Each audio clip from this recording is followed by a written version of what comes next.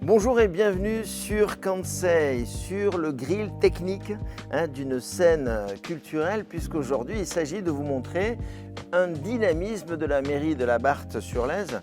Nous étions déjà venus il y a 10 ans vous présenter la médiathèque. Aujourd'hui, un tout autre sujet, mais tout dans la continuité de créer du bien-être et de la sociabilité. David-Olivier Carlier va nous en parler, il est le mieux placé pour en parler, avec Jérémy Tournon de l'agence Boomerang, qui nous fait une première apparition, bien sûr. Il était en collaboration avec Archi Club. Vraiment une belle découverte pour tous les habitants, mais aussi pour tous ceux qui sont dans l'environnement de ce quartier et de ce village. Je vous souhaite une très bonne découverte.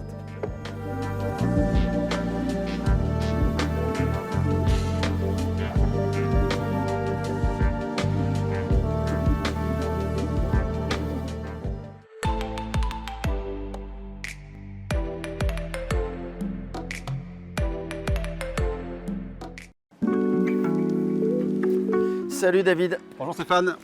Quel plaisir de revenir sur un lieu et notamment une municipalité qui continue de bouger.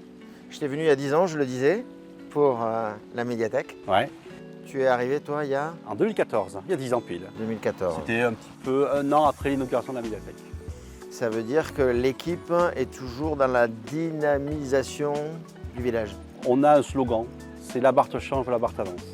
Et je crois qu'on est une des rares communes de notre taille, en Haute-Garonne, à avoir depuis 10 ans continué à investir, faire bouger la ville, pour faire en sorte que notre petite commune, 7000 habitants, on ne soit pas une ville dortoir. Le principe d'Astro-Lab, la Barthe.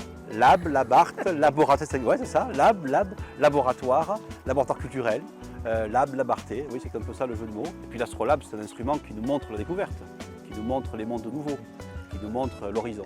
C'est comme ça qu'on l'a pensé. C'est quoi cette intention en fait? C'est un lieu pluriculturel. On y retrouve du cinéma, on y retrouve du spectacle vivant, du théâtre, de la musique. On a inauguré ce bâtiment il y a un an, enfin le 4 novembre 2023. Et en fait, l'idée c'était de créer un lieu de vie au cœur de la ville. Il n'existait pas vraiment à la Barthe un cœur de ville. Pour revenir sur ce lieu, faire une programmation, c'est pas si simple que ça. Non.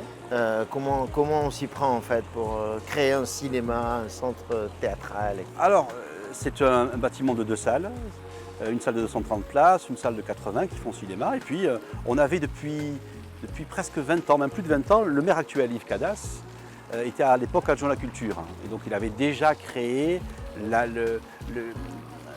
culture de la culture. Oui, exactement. Et donc, on avait de plus en plus de spectateurs. Donc, il fallait désormais qu'on ait un lieu adapté. C'était une salle polyvalente. Maintenant, on a un vrai lieu et les gens sont ravis de venir. Et cet endroit a tout de suite vécu. On l'a mis en place, on l'a inauguré. Il y a tout de suite eu des gens au café, au restaurant, qui sont venus au cinéma, qui sont venus écouter des concerts l'été et qui viennent profiter de cette belle place. Ça a dû être évident de défendre un projet comme ça au départ, non? Très difficile. Les gens n'y croyaient pas, les gens ne voyaient pas ce qu'on voulait faire. On a failli perdre les élections là-dessus. Et maintenant que c'est fait, tout le monde est ravi. David, lorsqu'on se retourne et qu'on voit la médiathèque et ici la vie. La vie, ici la vie. Voilà. Tout est dans ce mot, ici la vie. Voilà, la vie. Et la vie par quoi? Par la culture. Donc là, on va rejoindre Jérémy que vous avez choisi pour ce projet-là. C'est l'architecte, ouais. Un jeune architecte très talentueux. Son projet a été choisi à l'aveugle. C'est-à-dire qu'on a fait un jury de concours avec de grands architectes connus sur Toulouse. Il y avait Pierre-Louis Taillandier, il y avait Joseph Almedevers qui a d'ailleurs fait la médiathèque. Il y avait bien sûr Dominique Allais, qui est un des très grands architectes toulousains historiques. Et unanimement, le projet qui a été choisi, c'est celui-là, qui est un projet finalement compact, intelligent, malin. Il vous expliquera tout ce qu'il a fait. Et on ne mesure pas quand on le voit tout ce qu'il a fallu mettre en œuvre pour le réussir. Quelle énergie! Énergie positive. On va se revoir? J'espère. Il y a d'autres choses à voir à la Barthe. Avec plaisir. À bientôt. Salut David.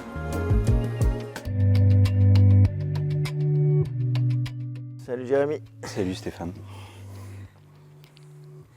Merci, c'est une première Jérémy, agence Boomerang. Merci d'être venu, oui.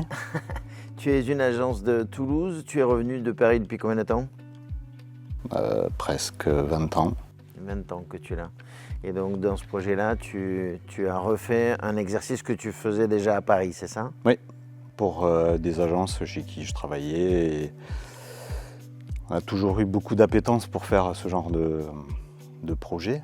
Il nous expliquait qu'il y avait un petit concours d'architectes et que tu avais été choisi à l'unanimité. Quand on est archi, d'avoir la possibilité de faire un projet en cœur de ville comme ça, face à la mairie, l'église, la médiathèque, enfin la bibliothèque, et fermer ce carré là, magique un peu, voilà, je pense pas qu'on ait beaucoup d'autres chances de trouver un sujet comme ça. Enfin, il y a une contrainte supplémentaire, c'est-à-dire qu'en termes de matériaux et de finition de façade, etc., il y a des grosses contraintes du coup de s'adapter à tout le monde, ou il y a une personnalité à avoir autre que le reste des autres bâtiments? Non, en fait, la contrainte, c'était l'espace dont on disposait. À peine 40 mètres entre les deux bâtiments. La solution, c'était quoi? On a trouvé la solution de surélever la petite salle de cinéma.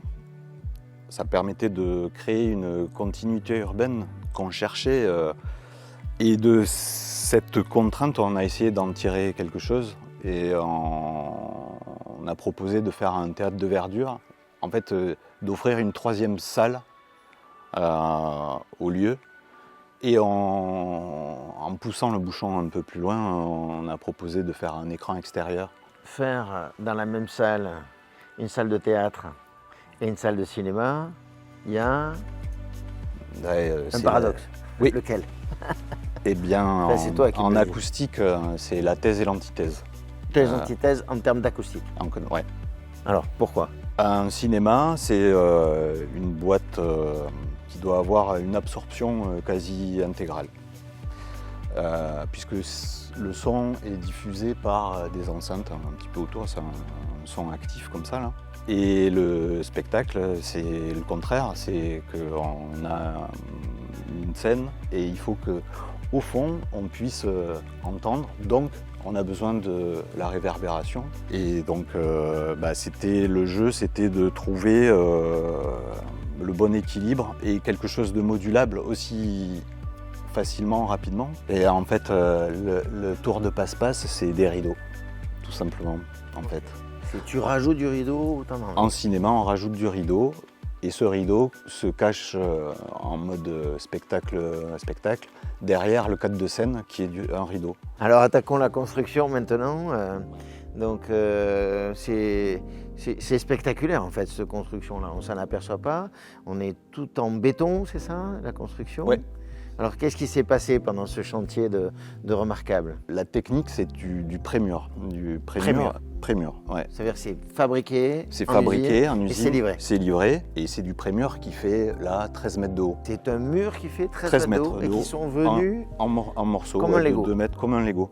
Comme un Lego. Le camion, un camion très spécifique arrive.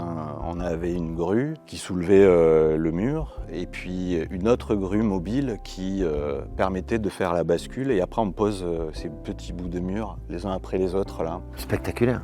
Ah oui, j'étais à la récré tous les mercredis. C'était ton cinéma, ouais. Ton spectacle. Techniquement, en plus, je crois qu'on a, en termes de chauffage, enfin d'énergie, Ouais. une grosse particularité. On a une géothermie.